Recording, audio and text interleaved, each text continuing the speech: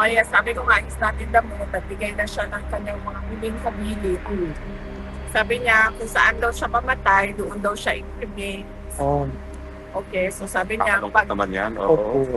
sabi niya, kung mamatay daw siya dito sa Netherlands, huwag na daw iuwi yung kanya katawan sa Pilipinas. Ipa-cremate lang daw siya dito, yung ashes daw ng